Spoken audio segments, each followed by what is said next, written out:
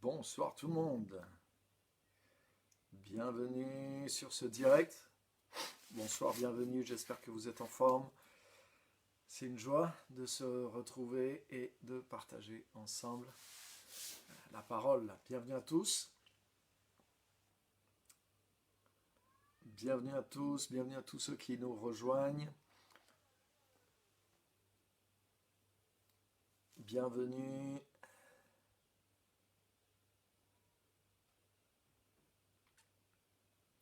Ok.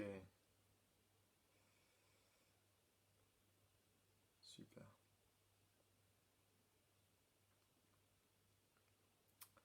Bienvenue, j'espère qu'il y a le son et que l'image est correcte pour vous. Parce que je ne suis pas dans mon endroit habituel. Donc j'ai un petit réglage. Voilà. Voilà. Bienvenue tout le monde. Geneviève. Christophe. Bienvenue tout le monde. Ok. Est-ce que le son, ça va? Est-ce que vous entendez bien? Parce que la semaine dernière, ça ne marchait pas très bien. Il a fallu que je bricole. Ok, super. Merci Geneviève. Bienvenue à tous. Christiane, bienvenue à tous ceux qui sont là. Ok. On est pas mal. Un petit peu de réglage. Voilà. Ça doit être bien. Donc bienvenue à tous ceux qui nous rejoignent. Pascal, bienvenue à tout le monde. Donc on est sur cette série Marcher dans l'amour. Donc je pense qu'on a vu des choses tout à fait intéressantes les fois précédentes. Ok, super, tout fonctionne. Bon, gloire à Dieu. C'est déjà une bonne chose. Ok. Donc bienvenue tout le monde. Et on va embarquer directement ce soir dans dans le thème d'aujourd'hui.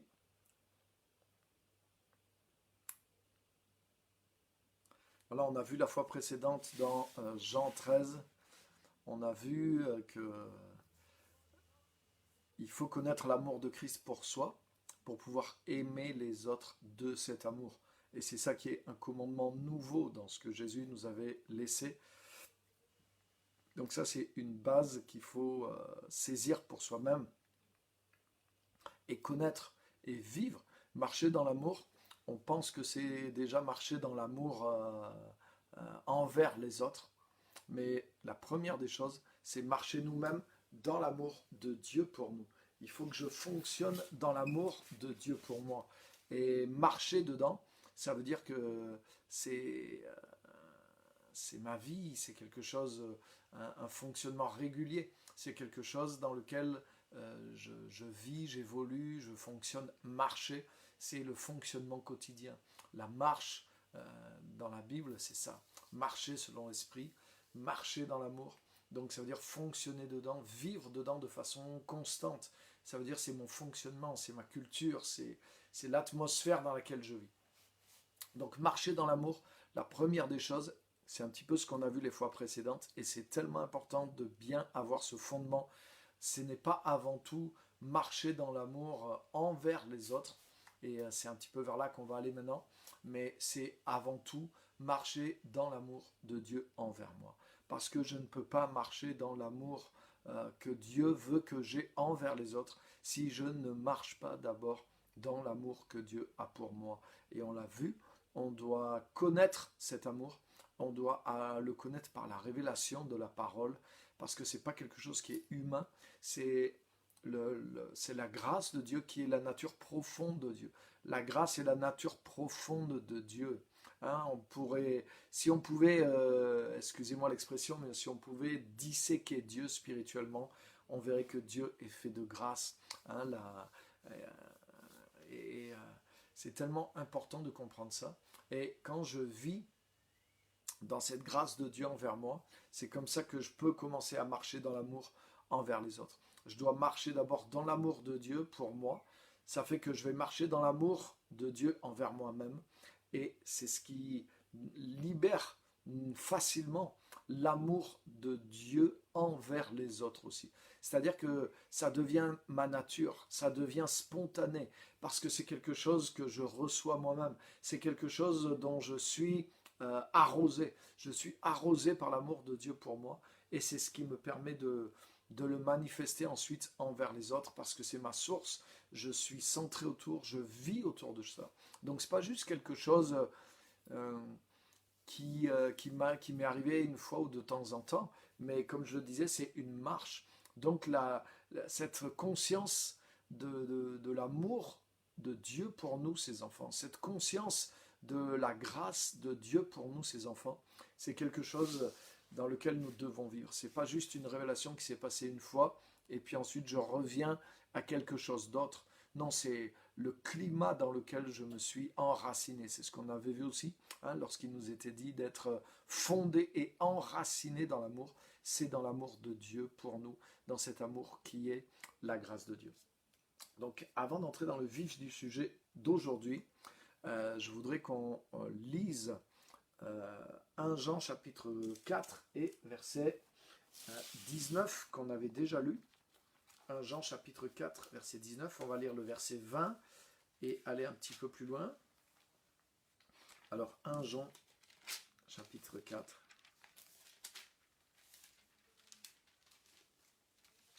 et versets 19 et 20.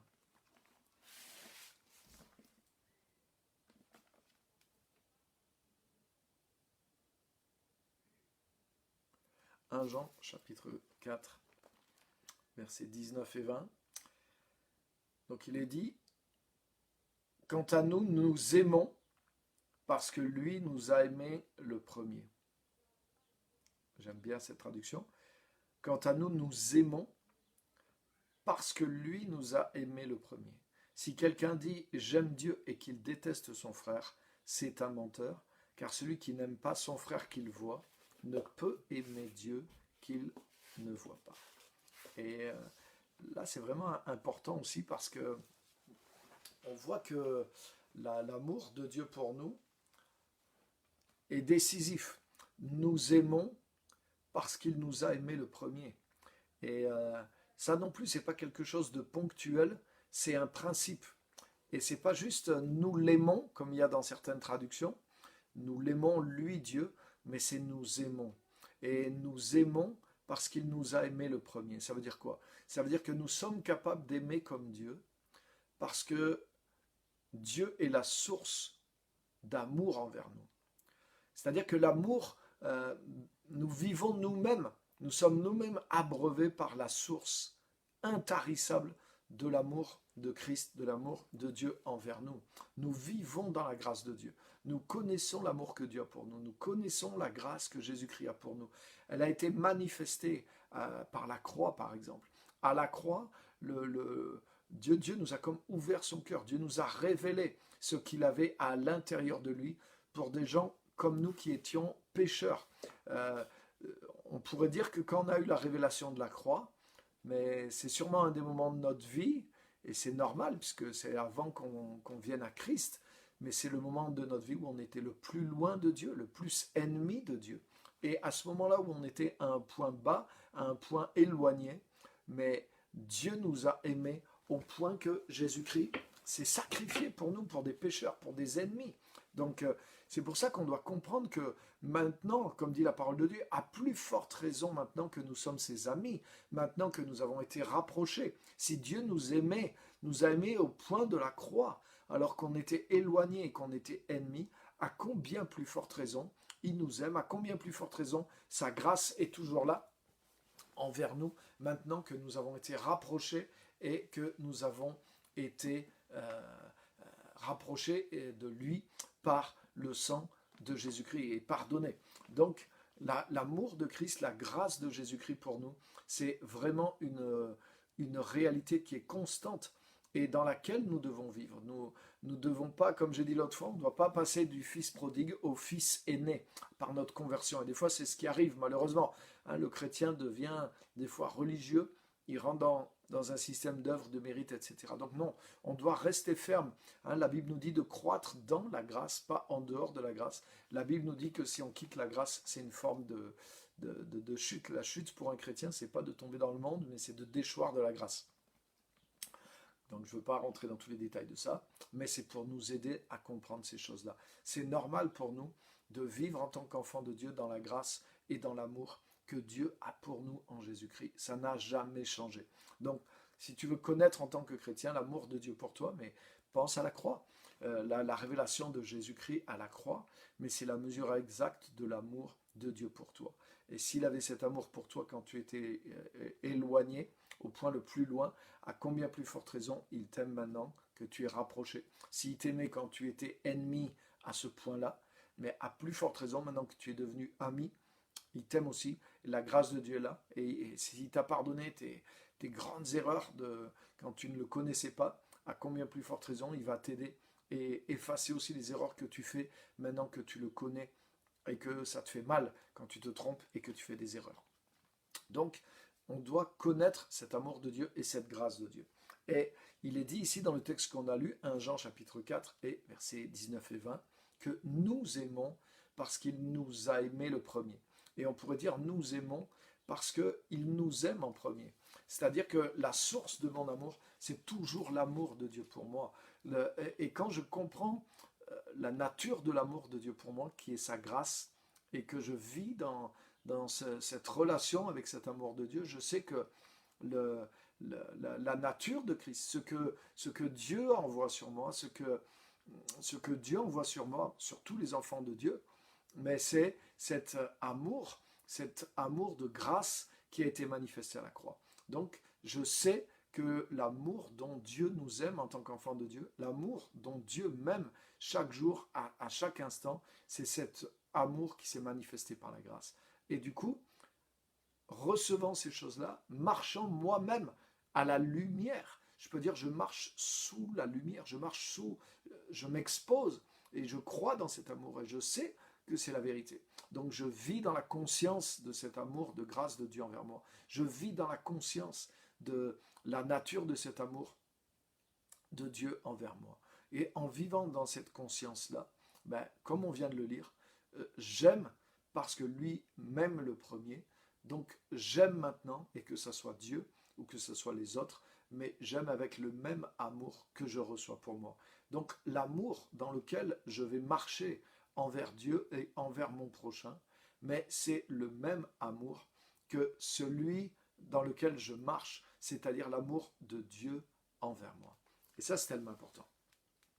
Donc il nous dit ici, quant à nous, nous aimons parce que lui nous a aimés le premier. Nous aimons parce que lui nous aime en premier. Et il dit, si quelqu'un dit j'aime Dieu et qu'il déteste son frère, c'est un menteur, car celui qui n'aime pas son frère qu'il voit ne peut aimer Dieu qu'il ne voit pas. Donc ça nous montre bien que on peut pas, en réalité, on ne peut pas aimer Dieu sans aimer notre prochain. Déjà, c'est certain. Et on ne peut pas aimer notre prochain d'un amour différent ou meilleur que celui qu'on reçoit de Dieu. C'est-à-dire que si je n'ai pas conscience de la grâce de Dieu sur moi, si je crois que Dieu est dur envers moi, si je crois que Dieu est méchant envers moi, mais c'est de cette façon-là que je vais me comporter dans le monde, même vis-à-vis de Dieu et même vis-à-vis des autres. Regardez par exemple dans la parabole des talents. Vous connaissez la parabole des talents, et il y a le maître qui distribue ses talents à 3 serviteurs, et il y en a 2 qui font fructifier leurs talents, et le 3e, il enterre son talent et il ne fait rien avec. Donc vous connaissez cette parabole des talents. Et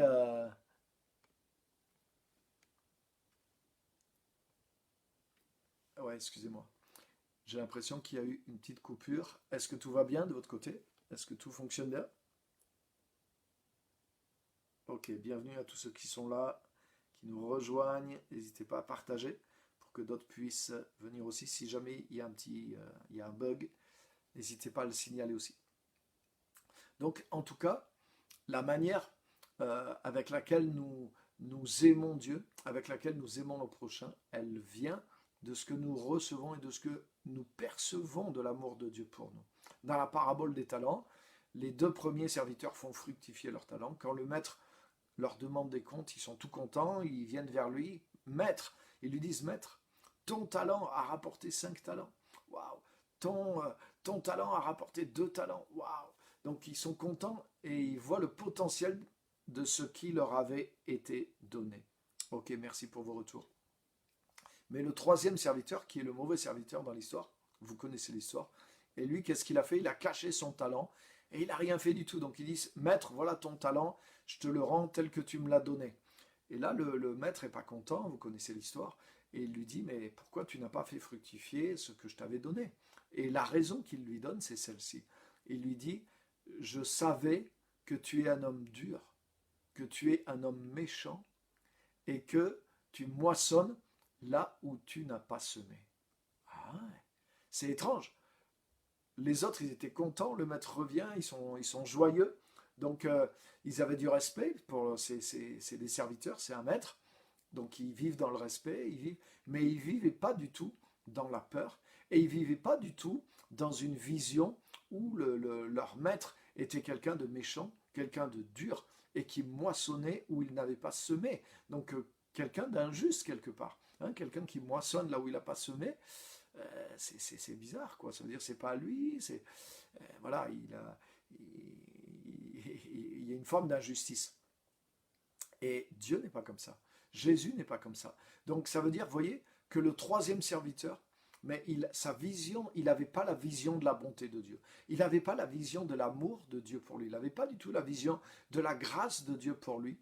Et finalement, mais c'est lui, à cause de cette vision justement, qui a moins investi, qui a moins travaillé et qui a moins multiplié ce que son maître lui avait donné. Donc il a moins aimé. Et il a moins aimé parce que il avait conscience, et à tort, mais il avait une conscience que son maître ne l'aimait pas. Il se trompait, mais en tout cas dans sa conscience, pour lui, son maître était dur, son maître allait moissonner là où il n'avait pas semé, donc c'est quelqu'un de dur, c'est quelqu'un de méchant. Et il s'est dit, waouh, si jamais j'arrive pas à faire fructifier mon talent et que j'en ramène moins que ce qu'il m'a donné, et je vais, ah ouais, non, je peux pas faire ça, je vais tout cacher et je vais rien perdre. Il avait peur, il vivait dans la peur et il avait une vision faussée de son maître. Il n'avait absolument aucune compréhension du cœur d'amour et de bonté qu'il y avait dans son maître. Donc vous avez vu, c'est ce qui a fait de lui le moins bon des 3 serviteurs. Donc vous voyez, nous aimons parce qu'il nous aime le premier. Si j'ai la révélation de l'amour, de la grâce, de la bonté de Dieu, mais je vais être généreux moi-même dans mon cœur. Je vais être généreux avec Dieu et je vais être généreux avec les autres. Ça va être facile de pardonner comme on a vu la semaine dernière parce que moi-même je sais que je suis pardonné. Hein, vous connaissez aussi cette parabole du serviteur impitoyable. Hein, le maître remet une grande dette à ce serviteur et une dette qu'il ne pouvait pas rembourser, donc il est tout content. Le maître lui a fait grâce d'une somme énorme qui correspond à des centaines de milliers d'euros. Et il ressort du maître, ouf, il est sauvé. Et là, il rencontre quelqu'un qui lui doit 1000 euros. Et là, il l'attrape par le cou et il le secoue avec violence. Il le fait payer, il le violente, il est prêt à le mettre en prison pour récupérer ses 1000 euros. Et il y a d'autres serviteurs qui voient ça. Ils retournent chez le maître, il dit, mais là, ton serviteur à qui tu as remis des centaines de milliers d'euros, mais il a failli tuer quelqu'un qui lui devait 1000 euros pour lui faire payer les 1000 euros. Et le maître est en colère, ramenez-le-moi. Et il le ramène, il lui dit, mais attends, moi je t'ai fait cadeau de centaines de milliers d'euros, tu devais facilement pouvoir faire cadeau de 1000 euros à celui qui te devait 1000 euros. Et là, le maître va se mettre en colère contre lui.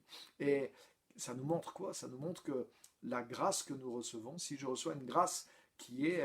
la grâce que je reçois de Dieu est toujours supérieure à la générosité que Dieu me demande envers lui ou envers les autres. Et nous aimons parce qu'il nous aime le premier. Quand tu sais de quel amour, de quelle grâce Dieu t'aime, Dieu te supporte, je ne sais pas si toi tu t'impatientes pas des fois avec toi-même. Quand tu marches avec Dieu, quand tu connais la perfection quelque part du Seigneur, de sa parole, et que tu marches avec lui, tu vois ta faiblesse. Donc tu vois la patience de Dieu envers toi. Toi-même, tu es obligé d'être patient envers toi. Mais quand tu comprends que Dieu t'aime, que Dieu te fait grâce, que Dieu te transforme petit à petit, quand tu vois la patience de Dieu qui s'exerce envers toi, tu n'as pas le droit d'être dur avec les autres. Des fois, quand je vois, des fois des chrétiens, même des leaders, des pasteurs, quand je vois comment ils sont durs avec les gens, avec les chrétiens, ils sont exigeants, ils sont, waouh, des fois des paroles qu'ils ne devraient pas dire. Et eux-mêmes, ils luttent avec des fois des choses, des faiblesses, mais il y a quelque chose qui ne va pas. Ça veut dire qu'ils n'ont pas compris la grâce de Dieu envers eux. Et c'est faire les choses à l'envers. C'est comme dans la parabole du serviteur impitoyable, et même c'est même pire. C'est comme vouloir, moi, exiger que quelqu'un me rembourse beaucoup, et alors que, non, le, je dois comprendre que Dieu est patient envers moi, Dieu patiente envers moi. Je dois devenir patient envers moi-même, je dois marcher dans l'amour que Dieu a pour moi envers moi-même, et ce faisant, je dois faire au moins autant avec les autres. Et ça, c'est très très important de comprendre ça. C'est la base de la vie chrétienne. Si tu connais la grâce de Dieu, si la grâce de Dieu est comme un soleil de chaque jour pour toi, et que tu sais que tu subsistes par cette grâce, tu sais que tu subsistes selon la bonté de Dieu. Quand je regarde à David, qui est dans l'ancienne alliance, dans le psaume 103 par exemple, mais dans beaucoup d'autres passages, David était quelqu'un qui vivait dans l'ancienne alliance peut-être, mais qui avait un rapport avec Dieu qui était basé sur la grâce de Dieu. David connaissait l'amour de Dieu pour lui. David connaissait la bonté de Dieu et il se reposait et il vivait dans la grâce plus que certains chrétiens qui sont dans la nouvelle alliance, mais qui ne connaissent pas la grâce de Dieu envers eux. Et David, dans le psaume 103, il disait, mais comme un père a compassion de ses enfants, le Seigneur a compassion de nous, de ceux qui le craignent. Autant autant l'Est est éloigné de l'Ouest, donc c'est irréconciliable, autant il éloigne de nous nos transgressions. Waouh! Pourquoi? Parce qu'il a compassion de nous. Il se souvient que nous ne sommes que poussière. Autant les cieux sont élevés au-dessus de la terre, autant sa bonté, autant sa grâce est immense pour ceux qui le craignent. Mais comment David pouvait comprendre ces choses-là dans l'ancienne alliance? Waouh, il avait la révélation du cœur de Dieu. C'était un homme, rappelez-vous, selon le cœur de Dieu. Ça veut dire qu'il avait vu quelque chose dans le cœur de Dieu et il connaissait le cœur de Dieu envers lui. Donc, il marchait lui-même dans cette faveur de Dieu. Et c'est comme ça qu'il manifestait la grâce envers les autres. David, des fois, waouh, a eu des actions où il a manifesté vraiment la grâce de Dieu envers des gens qui lui voulaient du mal. Un jour, vous vous en rappelez, il y avait Chiméi qui le maudissait. Et David était brisé parce que c'était suite à sa faute, tu vois, avec Bathsheba. Donc il avait été obligé de laisser le trône, de laisser Jérusalem, et il partait la tête basse, il avait honte, et il savait qu'il avait offensé Dieu. Et là, il y a cet homme, Chiméi, qui le maudit, qui lui lance des pierres. Et là, les soldats de David, ils disent, mais c'est David, dis-nous un seul mot, et on va lui trancher la gorge à ce chien. Et David dit, laissez-le. Peut-être c'est Dieu qui le permet, et peut-être Dieu me fera du bien à cause de la malédiction que cet homme m'a envoyée. Tu vois, il avait le cœur brisé, il avait le cœur humble, il avait la douceur, il avait la grâce de Dieu dans son cœur. Et il l'a manifesté. Il ne l'a pas toujours manifesté, mais il l'a manifesté parce que lui-même la connaissait et la recevait de Dieu. Il y a un autre passage auquel je pense et que je voudrais vous interpeller là-dessus. C'est le passage de cette femme qui est venue sur la fin du ministère de Jésus. Et vous savez, cette femme est rentrée alors qu'elle était... Jésus, elle n'était pas invitée. Jésus était invité chez Simon, un pharisien. Et pendant qu'ils étaient à table, il y a cette femme qui est une femme pécheresse, une femme connue de mauvaise vie. Et elle aussi, elle a le cœur brisé. Et elle vient au pied de Jésus. Elle pleure au pied de Jésus. Et elle essuie avec ses larmes et ses cheveux. Elle lave les pieds de Jésus-Christ et elle embrasse les pieds de Christ tout en pleurant. Et elle est brisée. Et elle déverse son cœur, elle ne dit pas de mots, mais son attitude est parlante. Et là, le pharisien, c'est là que c'est fort. Parce que le pharisien, il voit ça, et lui, il juge déjà cette femme, parce qu'il la connaît, il connaît sa réputation, et il s'imagine que, je sais pas, elle est en train de toucher les pieds de Jésus, comme si c'est quelque chose de mal, de sensuel. Et Et il se met à juger carrément Jésus aussi. Mais si Jésus était vraiment un prophète, il saurait de quelle espèce est cette femme. Et il ne se laisserait pas toucher par une sorte de femme comme ça. Donc tu as vu, il a son esprit étroit, son esprit de religiosité, et il est en train de penser à des choses de péché sexuel, sensualité, voilà, des choses que des fois sont tellement présentes dans la tête des gens religieux et des fois de certains chrétiens bien pensants et bien religieux aussi. Et du coup, Jésus sait toutes ces choses-là, et le pharisien n'a pas prononcé, hein, il pense simplement ces choses, et il est dit que Jésus connaissant ses pensées. Donc Jésus sait ce qui se passe dans le cœur de tout le monde à ce moment-là, et il dit, écoute Simon, toi le pharisien, je vais te donner une petite... je vais te demander quelque chose, j'ai une question à te poser. Et le pharisien, oui maître, parle, hein, tout hypocrite qu'il est, vas-y maître, hein, alors qu'il vient de dire en lui-même, c'est pas un prophète, etc. Et, et Jésus lui dit, écoute, quand je suis arrivé chez toi, tu ne m'as pas salué. Normalement, tu dois me saluer en m'embrassant, par un baiser fraternel. Normalement, j'arrive chez toi en voyageant à pied. Donc normalement, il y a un serviteur qui vient, qui lave les pieds. Hein, quand tu reçois quelqu'un de la bonne façon, tu nettoies ses pieds, tu donnes du repos, tu donnes de la propreté. Hein, tu accueilles celui qui vient chez toi et qui a les pieds sales, il a besoin de laver ses pieds, tu l'accueilles, tu l'embrasses. Et Jésus dit, quand je suis arrivé chez toi, Simon, tu ne m'as pas dit bonjour, tu ne m'as pas embrassé, tu ne m'as même pas lavé mes pieds. Et cette femme, elle, alors que je ne la connais pas, elle est rentrée dans la maison, elle a lavé mes pieds avec ses larmes et elle les a essuyés avec ses cheveux. Wow. Et Jésus dit à cette femme, tes nombreux péchés sont pardonnés. Et là, le pharisien est choqué, il dit, mais non, c'est pas possible, il n'y a que Dieu qui peut pardonner les péchés, c'est pas possible de dire ça, en plus c'est une femme de mauvaise vie, et là il est de plus en plus choqué.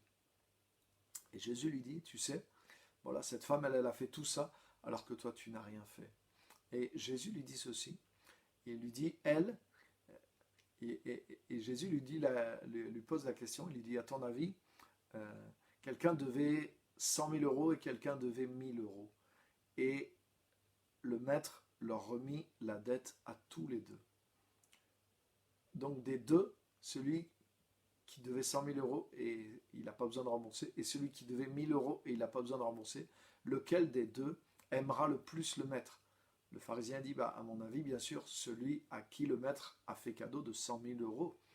Et Jésus lui dit, oui, tu as raison. Et il dit, tu vois cette femme, elle, t'as vu, tout l'amour qu'elle m'a montré, elle m'a montré tout cet amour, parce que ses nombreux péchés ont été pardonnés.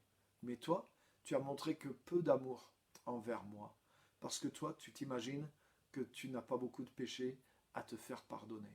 Car celui à qui on pardonne peu, aime peu, mais celui à qui on pardonne beaucoup, aime beaucoup. Waouh, waouh, waouh. Qu'est-ce que ça veut dire? Ça rejoint le thème dans lequel on est aujourd'hui. Ça veut dire quoi? Ça veut dire que celui qui aime beaucoup Dieu, celui qui aime beaucoup les autres, c'est celui qui a saisi la grandeur de l'amour de Dieu pour lui. Et c'était le cas de cette femme. Pourquoi cette femme, elle pleurait? Pourquoi cette femme, elle faisait des gestes autant forts, hein, de pleurer sur les pieds de Jésus, d'essuyer les pieds de Jésus avec ses larmes, vous vous rendez compte? Et avec ses propres cheveux, et elle embrassait ses pieds, elle était prostrée, prosternée devant lui. Alors que Simon le pharisien n'avait même pas fait la salutation d'amour, on pourrait dire fraternelle, de paix à Jésus lui-même. Et il le jugeait très rapidement dans son cœur, si c'était vraiment un prophète, nanani, nanana, il n'avait pas d'amour pour le Seigneur. Alors que cette femme, elle savait qui elle était, elle savait qu'elle ne méritait rien, et elle était brisée, elle pleurait sur elle pleurait sur la grâce qu'elle recevait de Christ, sur la bonté du Seigneur.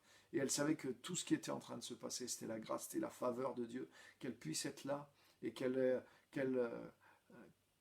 soit comme acceptée pour même au pied du Seigneur. Pour elle, c'était une faveur immense. Même pas de manger avec lui, mais simplement de pouvoir se tenir là, de pleurer à ses pieds, parce qu'elle se sentait indigne et elle savait que la grâce de Christ était sur elle. Et Jésus lui dit, écoute, tes péchés ont été pardonnés. Et il dit, Jésus conclut en disant, celui à qui on pardonne beaucoup aime beaucoup. Donc ça veut dire quoi? Ça veut dire celui qui reçoit l'amour de Dieu pour lui, il va aimer beaucoup. Celui qui reçoit toute la quantité de l'amour de Dieu pour lui, il va aimer beaucoup. Est-ce que tu crois que Simon était pas...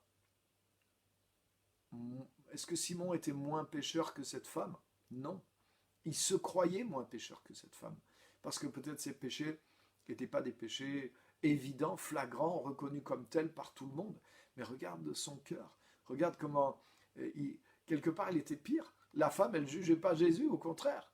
Elle adorait Jésus. Mais lui, il jugeait même Jésus. Il jugeait la femme, il jugeait Jésus. Il avait un cœur dur comme une pierre. Et il avait sûrement des choses pas claires dans sa vie aussi. Mais il se croyait au-dessus. Et à cause de ça, il pensait qu'il n'avait pas besoin de l'amour de Christ. Il ne connaissait pas la grâce de Christ parce qu'il ne se voyait pas dans le besoin, il ne se voyait pas pécheur. Et comme il n'a pas marché dans l'amour de Christ envers lui, mais il n'avait aucun amour à redonner aux autres. Et regarde, il n'a pas d'amour pour Jésus lui-même. Il n'a pas d'amour du tout pour cette femme. Au contraire, il n'a qu'un jugement impitoyable envers cette femme. Et cette femme, elle est remplie d'amour pour Jésus-Christ et pour les autres aussi. Pourquoi? Parce qu'elle est consciente de la grâce de Dieu qui est envers elle. Celui à qui on pardonne beaucoup aimera beaucoup. Donc celui qui est beaucoup aimé, il aime beaucoup. Et c'est pas du tout que Jésus-Christ aime les uns plus que les autres, parce que Jésus-Christ s'est sacrifié pour nous tous pécheurs. Mais c'est notre conscience de cet amour. C'est notre conscience de la grâce qui nous est faite. Et je ne parle pas simplement par rapport à notre vie passée.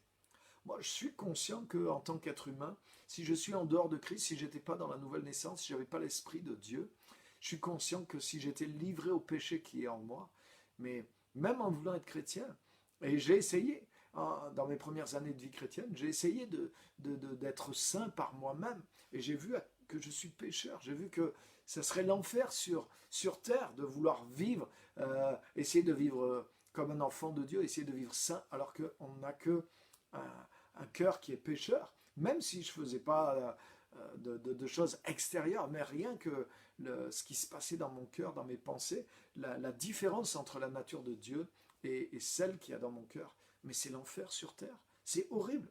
Et je sais que j'ai besoin de la grâce de Dieu. Je sais que sans la grâce de Dieu, je ne suis rien. Et je suis conscient, pas par rapport à mon passé, mais par rapport à ma nature. Je suis conscient de la grâce de Dieu qui me permet de vivre dans l'amour de Dieu, d'être enfant de Dieu, d'être aimé par Dieu, d'être apprécié par Dieu. Je ne suis pas apprécié par Dieu par mes performances, même aujourd'hui en tant que chrétien ou serviteur de Dieu. Non, je suis apprécié par Dieu à cause de la grâce qu'il y a dans son cœur, qui s'est manifestée en Jésus, et cette grâce qui est efficace, qui nous couvre, mais aussi qui opère en nous pour nous transformer. Alléluia. Alléluia. Et à cause de ça, les amis, je sais que je suis beaucoup aimé. Et je sais que tout enfant de Dieu est beaucoup aimé. Et à cause de ça, je peux aimer. Je peux aimer Dieu. Je peux aimer les autres parce que je sais de quel amour je suis aimé. Pas simplement d'où je reviens. Je ne peux pas vivre ma vie chrétienne de tous les jours simplement par rapport au souvenir de là où Dieu m'a sorti quand je me suis converti. Oui, je peux penser à ça, mais je sais de là où il me sort jour après jour. Si ce n'était pas la grâce de Dieu, wow. La grâce de Dieu, ce n'est pas simplement ce qui m'a sorti de là où j'étais, mais la grâce de Dieu, c'est aussi cette capacité que Dieu me donne tous les jours pour marcher avec lui, pour le servir avec efficacité, avec puissance, avec sa présence. Et s'il n'y avait pas cette capacité de Dieu dans ma vie, waouh, je sais très bien, je ne serais pas celui que je suis aujourd'hui si la grâce de Dieu n'opérait pas dans ma vie. Et cette grâce, c'est quoi? C'est la manière dont Dieu m'aime. Et à cause de ce grand amour dont je suis aimé chaque jour, cet amour qui me couvre et qui me rend capable et qui me fait progresser chaque jour, comme je marche dans cet amour, j'en suis dépendant, sinon je ne peux pas être celui que je suis. À cause de cet amour dans lequel je marche, dans lequel je vis, mais c'est facile pour moi d'aimer Dieu et d'aimer les autres maintenant. Amen. Celui qu'on aime beaucoup, il aime beaucoup. Celui à qui on pardonne beaucoup, il aime beaucoup. Mais celui à qui on pardonne peu, aime peu. Celui qui ne reçoit pas l'amour de Dieu, il aime peu. Celui qui pense que Dieu est dur envers lui, il est dur envers les autres. Regarde les pharisiens, comme le troisième serviteur de la parabole. Il a été pas généreux avec sa propre vie, même envers Dieu, et envers les autres aussi, parce qu'il croyait que Dieu était dur envers lui. Pourquoi les pharisiens, ils étaient durs envers les pécheurs? Parce qu'ils pensaient que Dieu était comme ça envers les pécheurs et envers eux-mêmes. Donc eux, ils marchaient dans l'image qu'ils avaient de Dieu pour eux-mêmes et pour les autres. Donc ils étaient durs, ils étaient inflexibles, ils étaient méchants, ils avaient le cœur dur, mais ils étaient comme ça aussi sûrement envers eux-mêmes, envers leurs femmes, envers leurs enfants, envers les gens qui venaient à la synagogue. Et on le voit, on voit comment ils s'en prenaient aux gens. Euh, euh,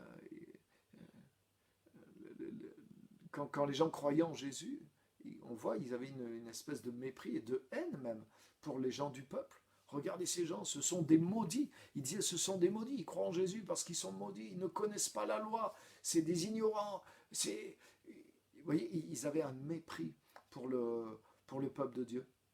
Ils n'avaient pas cet amour et cette grâce pour eux parce qu'eux-mêmes ne marchaient pas dans la grâce et l'amour de Dieu envers eux-mêmes.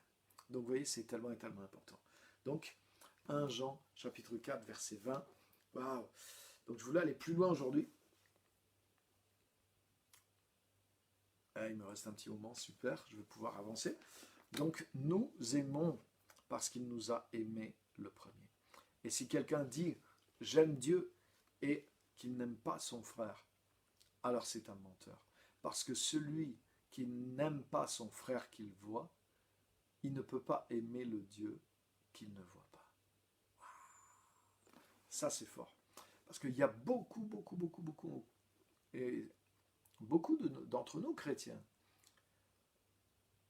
on pense qu'on aime Dieu, mais on n'a pas trop envie d'aimer les autres.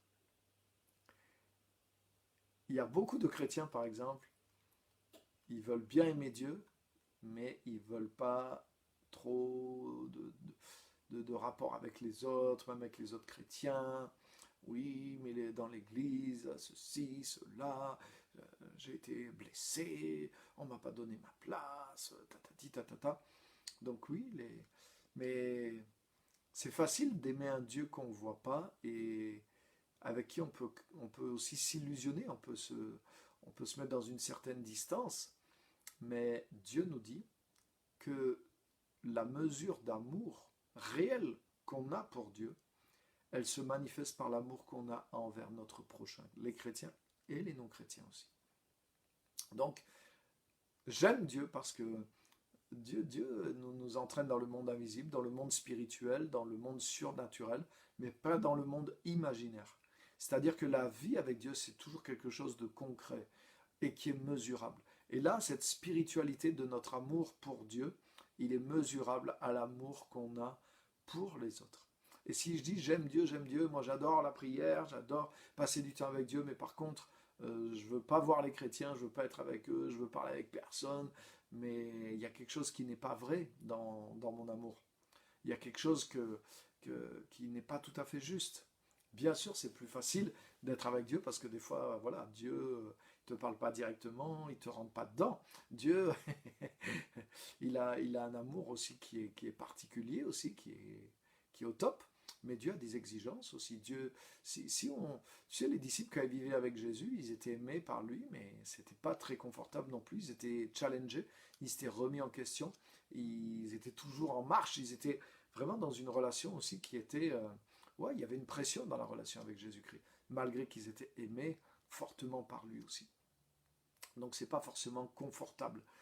Mais c'est vrai que quand tu vis avec Dieu qui n'est pas présent physiquement, et que tu vis dans une relation avec la prière, la parole, qui est réelle. Mais il y a une certaine distance aussi que tu peux gérer facilement. Et c'est quelque part, c'est plus facile d'aimer Dieu que d'aimer les autres. Mais la Bible nous dit que celui qui aime Dieu, il doit aimer son prochain. Et si quelqu'un dit qu'il aime Dieu mais qu'il n'aime pas son frère, alors c'est un menteur. Donc ça veut dire que l'amour que tu as vraiment, que tu manifestes pour les autres, mais c'est le reflet de l'amour que tu as pour Dieu. Et cet amour que tu as pour Dieu, il dépend beaucoup de comment tu perçois Dieu envers toi-même. Comment tu perçois Dieu envers toi-même. Et là, il y a une guérison profonde pour notre âme, parce que il n'existe pas dans tout ce qui existe dans le monde, il n'y a pas d'amour comme celui que Dieu a pour nous. Donc on doit le découvrir, on doit rentrer dans cette révélation de la grâce qu'il y a dans le cœur du Père, parce que c'est avec cet amour qu'il nous aime, et quand on commence à voir cet amour, qu'on le reçoit, qu'on marche dedans, alors là, ça devient plus facile d'aimer les autres, et même d'aimer ceux qui ne nous aiment pas, ou ceux qui ne nous le rendent pas. Parce qu'en réalité, c'est ça qu'on cherche à éviter. Quand on veut aimer Dieu, mais qu'on en a marre des gens, et qu'on prend des distances avec l'être humain, pourquoi? Parce qu'on veut éviter justement cette faiblesse qu'il y a dans l'amour humain. On veut éviter qu'on ne nous rende pas l'amour qu'on va investir, ou que même si on n'investit pas d'amour, on aimerait être aimé par les gens, et ça c'est difficile. Alors qu'avec Dieu, on sait qu'on est aimé aussi, et c'est plus facile. Mais une fois que tu vis et que tu marches dans l'amour de Dieu, mais tu n'es pas dépendant de l'amour des gens envers toi. Et c'est pour ça que tu peux aimer ceux qui ne t'aiment pas, même si ça peut être difficile et inconfortable, bien sûr, même si ça peut blesser, ça peut faire mal, c'est vrai, mais tu peux pardonner facilement parce que tu remets des petites dettes de 1000 euros, alors que toi, tu as des dettes de 100 000 euros qui sont régulièrement effacées de ton compte. Alléluia. Et la grâce de Dieu t'approvisionne pour que tu aies la capacité d'aimer même ceux qui ne te le rendent pas, même ceux qui ne te donnent rien ou qui te prennent quelque chose. Et ça, c'est fort. C'est pour ça que Jésus nous dit, c'est là où je veux arriver aujourd'hui, et on continuera sûrement la semaine prochaine, il nous dit, soyez comme votre Père. Et c'est pour ça qu'il dit, prêtez même à ceux qui vous rendront jamais. Il dit, par exemple, aussi dans une autre parabole, il dit, toi, quand tu veux faire un repas chez toi, n'invite pas tes amis parce qu'ils vont te le rendre. Donc ça ne veut pas dire c'est un péché d'inviter ses amis, mais ça veut dire, fais plus que ça. Invite les pauvres, invite ceux qui n'ont rien, invite l'étranger, invite ceux qui ne te connaissent pas, parce qu'ils ne te pourront pas le rendre. Et ta récompense sera grande auprès de ton Père Céleste. Quelle récompense? Non pas que Dieu va te rétribuer forcément par une récompense, mais la récompense c'est quoi? Jésus continue en disant, parce que votre Père aussi, lui, il fait lever son soleil sur les bons et sur les méchants, sur ceux qui sont généreux et ceux qui sont ingrats. Alléluia. Pas beaucoup de gens qui remercient Dieu pour le soleil ou pour la pluie. Par contre, il y a beaucoup de gens, surtout ici en France, il y a beaucoup de gens qui se plaignent quand il y a du soleil et qui se plaignent quand il y a la pluie, qui se plaignent de tout. Et l'action de grâce et la louange dans les petites choses aussi. La reconnaissance, c'est pas toujours quelque chose que Dieu reçoit autant qu'il le mérite, mais il ne fait pas baisser son soleil, il ne fait pas baisser sa pluie pour autant par rapport à qui lui redonne quoi. Dieu a assez de confiance, d'amour en lui-même, et Dieu bénit même ceux qui lui crachent dessus. Et notre vraie récompense en tant qu'enfant de Dieu, c'est pas la récompense que Dieu nous donnera plus tard, quand on aura donné à quelqu'un qui nous rend rien du tout. Notre récompense, c'est d'être capable d'être comme Dieu et d'être capable d'être une source qui n'est pas conditionnée par le retour qu'elle a, mais d'être une source qui est initiatrice. C'est-à-dire, je suis capable d'aimer, je suis capable de pardonner, je suis capable de prêter sans rien espérer, je suis capable de faire du bien, même à ceux qui me font du mal. Et ma récompense, c'est, je suis en train de devenir comme Dieu. Je suis en train de manifester une qualité d'amour qui n'est pas simplement un amour humain généreux, mais qui est la qualité de l'amour de Dieu, celle que l'homme, celle que moi-même, je n'ai pu connaître que par révélation, cette grâce, cet amour inconditionnel de Dieu, cet amour qui est capable d'aimer celui qui n'aime pas, celui qui donne rien, mais Dieu est capable de redonner, Dieu est capable d'aimer encore, ça ne change pas Dieu. Le manque d'amour des gens envers Dieu ne change pas Dieu. Et c'est là où Dieu veut nous amener. Et ça, c'est extraordinaire. Et notre plus grande récompense, c'est de devenir capable de développer et de manifester cet amour dans le monde. Et marcher dans l'amour, ça veut dire que je marche tellement dans la grâce et dans l'amour de Dieu pour moi.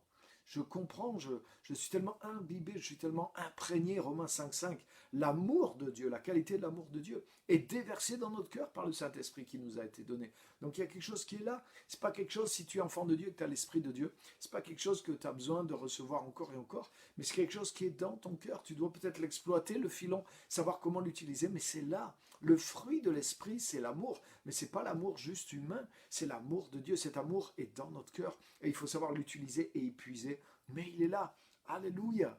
Et la récompense pour un chrétien, c'est d'être capable de redonner cet amour aux autres. Et il se voit quand je redonne à ceux qui ne m'aiment pas, quand je redonne à ceux qui ne me rendent rien. Alléluia. Et c'est pour ça que, en tant qu'enfant de Dieu, tu peux vaincre cette difficulté de relation dans le monde. C'est-à-dire, ouais, j'ai pas envie de m'exposer, j'ai pas envie que... voilà, on va pas me rendre l'amour que je donne, je sais comment c'est, donc du coup je préfère me retirer. Donc, et ne plus voir personne. Non, là ça veut dire il y a un déficit dans ma vie, il y a quelque chose qui ne va pas. Quand j'ai l'amour de Dieu, même si ça fait mal, même si c'est inconfortable, mais je suis capable d'aimer, je suis capable de refaire confiance à nouveau, je suis capable d'aller parce que je suis beaucoup plus un donneur qu'un receveur. Et c'est ça ma récompense. C'est que l'amour de Dieu dans lequel je marche, la grâce de Dieu dans laquelle je marche pour moi, je suis capable de la redonner maintenant aussi autour de moi et pour les autres. Alléluia. Ça c'est fort les amis. Et je veux terminer avec ce dernier passage qui dit ça. Regardez, Éphésiens chapitre 5 et verset 1er. Éphésiens chapitre 5 verset 1er. Il est dit ceci. Soyez donc les imitateurs de Dieu, puisque vous êtes ses enfants bien-aimés, et vivez dans l'amour, en suivant l'exemple de Christ, qui nous a aimés et qui s'est donné lui-même pour nous, comme une offrande et un sacrifice dont l'odeur est agréable à Dieu. Waouh, waouh. La prochaine fois, je pense qu'on va aller plus loin. Là, c'est un petit peu... on est à la charnière aujourd'hui entre ce que je reçois et ce que je redonne. Mais là, il y a beaucoup de choses qu'on va développer sur les prochaines fois. Mais je vous laisse avec ça. Soyez donc les imitateurs de Dieu, puisque vous êtes ses enfants bien-aimés. On a la même nature que lui. Donc notre récompense, c'est d'arriver à aimer comme lui. Et comment on arrive à aimer comme lui? Parce que on marche dans l'amour qu'il a pour nous. On est enraciné dans cet amour. On a conscience de cet amour. On a cette nature d'amour. On a le fruit de l'esprit qui est en nous et qui nous révèle et qui nous communique l'amour de Dieu. Cette dette, cette grâce qui est remise envers nous jour après jour. Waouh! Donc on marche dans cet amour. Et à cause de ça, on a cette directive, cette direction. Soyez donc les imitateurs de Dieu, parce que vous êtes ses enfants bien-aimés, et vivez dans l'amour en suivant l'exemple de Christ. Amen. Donc c'est pas quelque chose que de temps en temps je dois faire, et il y a d'autres fois je peux manifester le contraire. Non. On l'a vu, soyez enracinés. Un arbre, il ne peut pas s'enraciner un jour ici et aller faire un tour là-bas. Donc, je n'ai pas le droit d'un jour d'aimer et le lendemain de me venger. Je n'ai pas le droit un jour d'aimer et le lendemain de haïr. Non, je dois avoir qu'un seul visage. Comme dit Jacques, est-ce que la même source peut faire jaillir de l'eau douce et de l'eau amère? Est-ce que des jours je peux être bon, aimer, et des jours d'après maudire, être exécrable et haïr les gens, mépriser les gens, rembarrer les gens, faire du mal aux gens? Non, il y a quelque chose qui ne va pas. Je dois vivre dans l'amour, je dois être enraciné dans l'amour et je dois marcher dans l'amour à l'exemple de Christ. Donc ça, c'est pour ça que je fais cette série, parce que c'est un trait distinctif du royaume de Dieu. Et ça ne doit pas être juste une gentillesse humaine, comme on l'a vu aujourd'hui. Le type d'amour que je dois marcher, dans lequel je dois marcher et manifester, c'est celui que je reçois moi-même de Dieu. Je modélise l'amour de Dieu que je connais, dans lequel je vis et qui m'est révélé et qui m'est communiqué par le Saint-Esprit. Alléluia. J'ai la vision de l'amour de Dieu pour moi. Je ne vois pas que le Maître est dur. Je sais comment est le Seigneur envers moi. Et je sais qu'il est plein de bonté, de compassion. Alléluia. Je suis conscient de la grâce de Dieu envers moi, jour après jour. Alléluia. Comme j'ai dit, pas simplement la grâce passée, mais la grâce de chaque jour. Et c'est ce qui me permet, comme dit Paul, de travailler, d'être généreux, de me donner. Et là, c'est ce qu'on voit. Je termine avec ça. Et vivez dans l'amour, marchez dans l'amour, en suivant l'exemple de Christ, qui nous a aimés et qui s'est donné lui-même pour nous comme une offrande et un sacrifice dont l'odeur est agréable à Dieu. Donc ça veut dire que vivre et marcher dans l'amour, c'est quelque chose de proactif de ma part. Ça veut dire que c'est une manière de vivre envers Dieu, mais aussi envers les autres. Jésus-Christ s'est donné. Ça veut dire que ma vie, elle se donne. Ma vie, elle reçoit de Dieu, mais ma vie, elle se donne pour Dieu et elle se donne pour les autres de façon continuelle. C'est mon style de vie. L'amour, c'est se donner. L'amour, c'est donner. L'amour, c'est vivre pour quelqu'un, c'est vivre pour les autres, c'est vivre pour Dieu et vivre pour les autres et ne pas vivre que pour soi-même. Et c'est ce que Jésus a fait. Et en plus, regarde, il s'est donné lui-même. Donc ça veut dire c'est proactif de sa propre volonté. C'est pas Dieu qui s'est emparé de Jésus pour qu'il se donne aux autres. Non, non, non. Et des fois, des chrétiens pensent, ah oui, Dieu va me saisir et Dieu va faire en sorte que je me donne pour les autres par la grâce de Dieu. Quand Dieu voudra, si... Non, non, non. Jésus-Christ s'est donné lui-même pour les autres. Et regarde bien, comme un parfum, comme une offrande et un sacrifice dont l'odeur est agréable à Dieu. Donc ça veut dire qu'il ne l'a pas fait de façon extérieure, comme dit l'apôtre Pierre, comme un voile cachant la méchanceté. Il ne l'a pas fait par obligation, il n'a pas juste accompli un service extérieur dans lequel son cœur n'y était pas. Non, il s'est donné lui-même, donc volontairement, comme une offrande et un sacrifice. Il s'est donné lui-même pour nous. Donc tu as vu, marcher dans l'amour, ça veut dire se donner pour les hommes. Parce que se donner pour Dieu, c'est facile. Mais c'est se donner pour les hommes, mais comme une offrande et un sacrifice dont l'odeur est agréable à Dieu. Waouh! Ça veut dire que la manière dont je me donne pour les autres, et c'est mon style de vie, elle est conduite par Dieu. Et l'amour que j'ai pour les autres, c'est un amour. La manière dont je me donne, l'amour avec lequel je me donne, c'est un amour dont le parfum est agréable à Dieu. Ça veut dire c'est la façon de faire de Christ. C'est-à-dire, j'aime les autres de façon pratique avec l'amour de Jésus-Christ. J'aime ceux vers qui Dieu m'envoie avec l'amour de Jésus-Christ. Et je suis moi-même une offrande dont l'odeur est agréable à Dieu parce que c'est l'odeur de l'amour de Dieu lui-même qui est répandu dans le monde au travers de ma vie. Et c'est ça, marcher dans l'amour. C'est ça, marcher dans l'amour. Donc rappelez-vous de ces choses. C'est comprendre et marcher dans l'amour que Dieu a pour moi.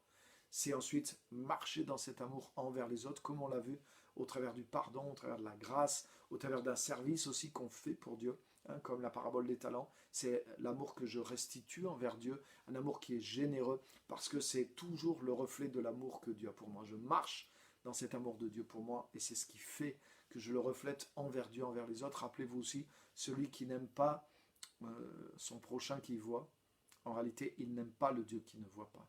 Donc ça, c'est le réalisme de Dieu, c'est la mesure pour jauger réellement de mon amour pour Dieu.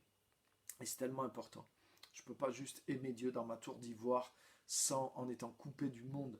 Non, non, non, non. Mon amour pour Dieu, il se manifeste de façon concrète envers un service envers les autres. Mon ministère, il se manifeste de façon concrète. Mon appel, il se manifeste de façon concrète par l'amour et le service que je vais rendre aux autres. Et c'est ce que Jésus a fait. Regarde, aimer, hein, c'est la conclusion de tout ce qu'on a vu aujourd'hui. Ce verset est la conclusion de tout ce message. Vivez dans l'amour en suivant l'exemple de Christ qui nous a aimés et qui s'est donné lui-même pour nous, donc pour des êtres humains, comme une offrande et un sacrifice dont l'odeur est agréable à Dieu. Voilà comment Jésus-Christ a accompli son service pour Dieu. Voilà comment Jésus-Christ a manifesté son amour pour Dieu en se donnant lui-même pour nous, mais comme un sacrifice de bonne et agréable odeur à Dieu. Donc d'une manière qui glorifie Dieu, qui manifeste la nature de Dieu lui-même. Alléluia. Donc là, les amis, c'est ce que je voulais partager ce soir avec vous. Merci d'avoir été là. Donc je vais regarder et répondre à vos questions, vos commentaires, citer vos commentaires. Donner de l'amour est un style de vie, c'est exactement ça. Marcher dans l'amour. Donc marcher, ça veut dire c'est un style de vie. C'est quelque chose dont on ne peut pas sortir de ça. C'est vraiment la culture du royaume de Dieu. Donc il n'y a pas de place pour être centré sur nous-mêmes. L'ennemi de l'amour, c'est pas la haine, c'est l'égoïsme.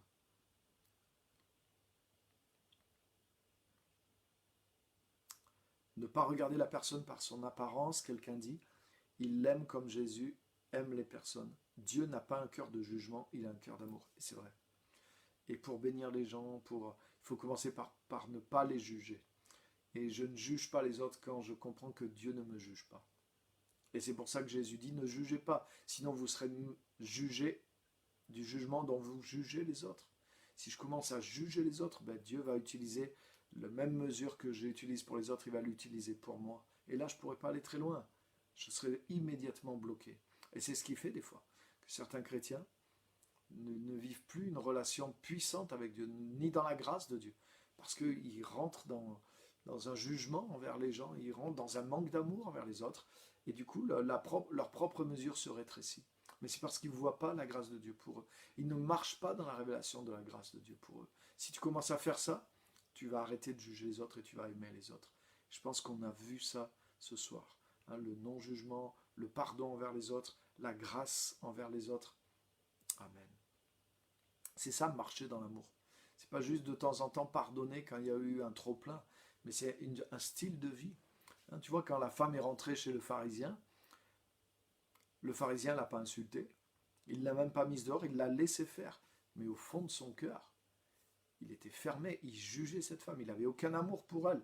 Et du coup, il a commencé même à mépriser Jésus. Mais ce gars n'est pas un prophète. Et cette femme, de quelle espèce? S'il savait de quelle espèce est cette femme, tu as vu le mépris, le jugement, la dureté qu'il y avait dans son cœur. Donc dans ses actions, il n'a rien montré. Mais dans son cœur, il y avait toute cette... tout ce mauvais esprit de jugement, de petitesse, de mépris, de manque d'amour.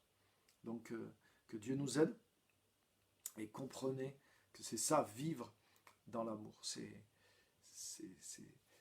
pas avoir à pardonner quelque chose, mais c'est dans nos pensées, même dans nos cœurs, comment on voit les gens, comment on voit telle ou telle personne. Et ça, c'est pas quelque chose qu'on peut faire semblant. Moi, j'ai essayé de me forcer à faire ça, parce que je savais qu'il fallait faire ça, et je l'avais déjà goûté, je l'avais déjà expérimenté. Mais sans l'amour de Jésus en nous, c'est impossible d'être comme ça. C'est impossible de vivre comme ça. C'est pour ça qu'il faut marcher d'abord dans l'amour que Dieu a pour nous. Et il faut être transformé. Il faut vivre par l'Esprit. Il faut vraiment qu'on soit brisé et qu'on soit remplacé. Il faut qu'on abandonne cette vieille nature. Ce n'est pas des choses sur lesquelles on doit faire des allers-retours. Mais on peut vivre simplement en marchant en Christ, en marchant dans l'Esprit, dans l'amour aussi envers notre prochain. C'est tellement important. Et c'est tellement beau. On est libre. Je vous garantis, il y a une liberté, il y a une joie quand on aime les gens comme ça, quand on commence à considérer les gens comme ça. Et waouh, c'est facile. Quand on s'humilie, tout change. Amen, c'est exactement ça. Si nous-mêmes on s'abaisse parce qu'on est abaissé, en réalité la grâce de Dieu pour nous, c'est quelque chose qui nous abaisse. Pas dans le sens où ça nous fait du mal, ça nous fait du bien, mais on se sent petit. Qui suis-je pour que Dieu m'aime? Qui suis-je pour que Dieu me fasse autant de grâce? Pourquoi Dieu m'aime comme il le fait? Psaume 8, qui est donc l'homme ô éternel? Hein, c'est une révélation de la grâce. Relis le psaume 8 et repense-le avec la grâce de la rédemption envers toi. Mais qui suis-je pour que Dieu s'intéresse à moi? Pour qu'il m'aime? Et il le fait. Mais quand je comprends ça, ça m'abaisse, ça m'humilie. Et quand je suis à ce point-là, mais je ne me crois pas meilleur que les autres. Et j'aime les autres du même amour de Jésus-Christ aussi. Alléluia. Quand on s'humilie, tout change. Quand on vit dans l'humilité, tout change. Amen. Et la grâce de Dieu nous aide. Alléluia. Amen. C'est tellement bon. Ok. Amen. Donc je ne vois pas d'autres commentaires. On arrive à l'heure. Si quelqu'un veut rajouter quelque chose, il nous reste à peu près 1 minute pour être à l'heure. C'est parfait, on est dans le timing. Merci à tous en tout cas d'avoir été là. Que Dieu vous bénisse. Demain soir à Clermont-Ferrand, on a intercession à l'église, pour ceux de Clermont-Ferrand qui vont entendre ce message. On a intercession à 20 h sur place. Donc c'est la première fois depuis des lustres qu'on peut faire ça. Donc loupez pas. Et je vais vous partager quelque chose de fort sur les fondamentaux de la prière. Donc même pour apprendre ou réapprendre des choses, comment prier, c'est souvent ce que j'aime faire dans cette réunion aussi, c'est prier mais apprendre aussi comment prier, se former pour l'intercession. Et on a vécu des choses tellement extraordinaires dans ces réunions. Il y a une présence de Dieu qui est spéciale aussi. Donc vraiment que Dieu vous bénisse et on va prier demain soir en tout cas ensemble. Merci Christophe de me dire merci. Et voilà, que vraiment le Seigneur vous inspire au travers de cette série. Et ça, c'est la marque de fabrique. Marcher dans l'amour. On ne peut pas être dissocié. Comme je l'ai dit sur un des premiers messages, Dieu ne peut pas être dissocié de l'amour. Mais un chrétien ne devrait pas pouvoir être dissocié de l'amour.